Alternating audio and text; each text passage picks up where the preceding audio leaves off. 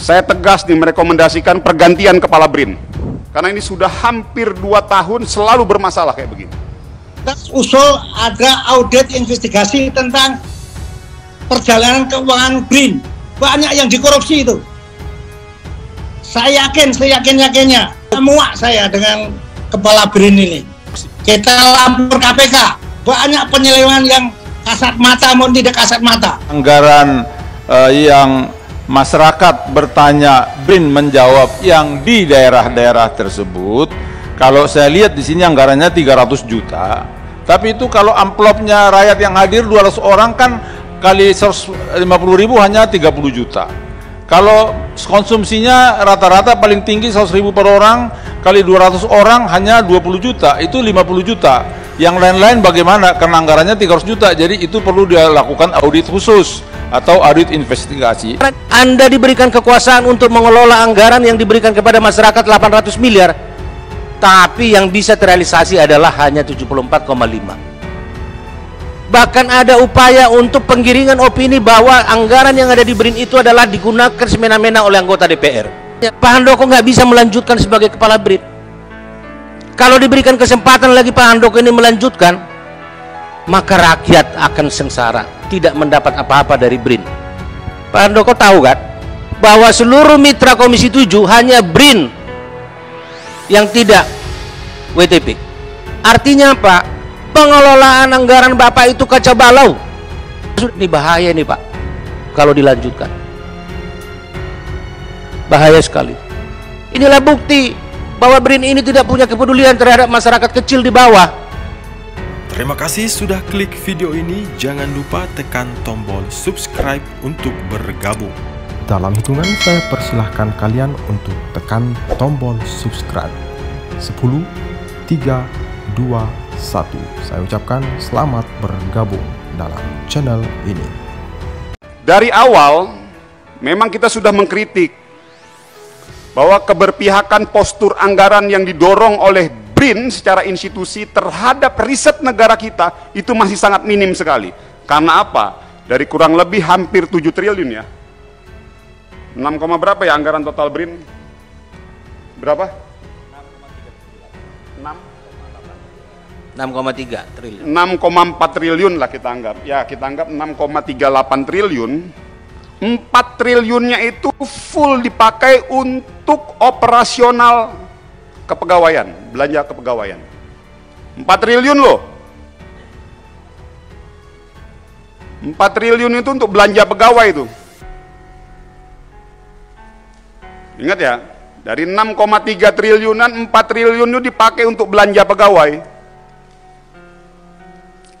Berarti anggaran yang dialokasikan untuk menyerap kondisi masyarakat di bawah dan terkait riset hanya kurang lebih 2 triliun. Yang di dalamnya ada 800 miliar yang memang anggaran kita. Yang ternyata realisasinya hanya 100 miliar. Kemana itu semua? Nah, hari ini kita harus buka-bukaan. Makanya saya minta dalam forum yang terhormat ini supaya terang, benderang. Jangan sampai ada dusta di antara kita.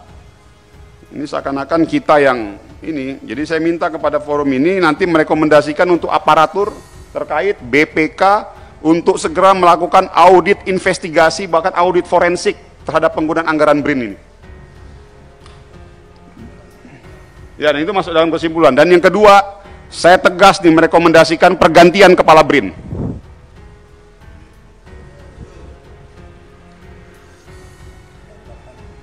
Nanti silakan aja, itu domain masing-masing teman-teman anggota, tapi ini pandangan saya sebagai anggota Komisi 7 yang juga pimpinan Komisi 7, saya merekomendasikan pergantian kepala BRIN karena ini sudah hampir 2 tahun selalu bermasalah kayak begini. Saya usul, karena melihat wacana yang saya tangkap telinga dan mata sendiri, Pak Kepala BRIN itu bilang, biasa saya dimarahi DPR, itu biarkan saja. Nah, ini tidak pantas di luar batas kepatutan Kepala BRIN seperti ini. Banyak hal-hal yang menyalahi dan tendensius untuk kepentingan tertentu. Untuk itu saya minta Kepala BRIN kita ganti saja. Dan saya usul ada audit investigasi tentang perjalanan keuangan BRIN. Banyak yang dikorupsi itu. Saya yakin-yakinnya. Maka dari itu saya minta kepala BRIN itu jangan memberikan bobokkan anggota DPR, Komisi 7 terutama. Ini saya melihat lama-lama saya dengan kepala BRIN ini. Sudah mempermadakan lembaga dengan mitra, dia ngibuli terus. Ya. Ini penting. Saya setuju sekali kita panggil BPK untuk bisa mengadakan audit investigasi dengan maksud tertentu. Saya yakini saya Gandum Pardiman atas nama anggota Komisi 7 maupun fraksi usul agar supaya BRIN diaudit investigasi. Kita lapor KPK. Banyak penyelewengan yang kasat mata maupun tidak kasat mata. Ini penting dan mudah-mudahan apa yang saya sampaikan ini mendapat restu dari ketua Kapoksi saya. Jadi saya usul dan pelecehan kepada komisi sudah terasa kita, Pak. Mengapa kita diam saja? Padahal banyak hal yang perjalanan keorganisasian keuangan di BRIN itu sangat tidak sesuai dengan aturan. Karena memang anggaran yang masyarakat bertanya, BRIN menjawab yang di daerah-daerah tersebut. Kalau saya lihat di sini anggarannya 300 juta. Tapi itu kalau amplopnya rakyat yang hadir 200 orang kan kali 150.000 hanya 30 juta.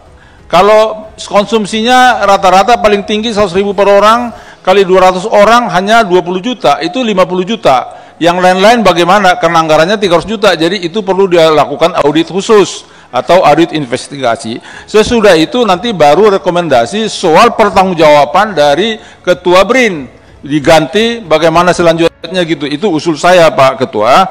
Kalau itu bisa kita putuskan sekarang, Komisi 7 memutuskan, langsung kita minta BPK melakukan audit investigasi secepatnya. Makasih Pak Ketua.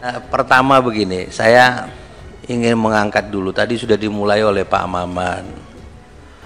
Dari 6,3 triliun anggaran BRIN, ada 7 program yang program tersebut adalah langsung terhadap masyarakat. Dari 7 program ini, yang terrealisasi adalah hanya 74,5. Dan ini semua program adalah program yang langsung bersentuhan dengan masyarakat. Pertanyaannya, apakah BRIN yang katanya Pak Mul tadi sedang transisi sekarang ini tidak mempunyai hati nurani? Kok anggarannya ada 800 miliar tapi yang bisa terrealisasi hanya 74,5 miliar?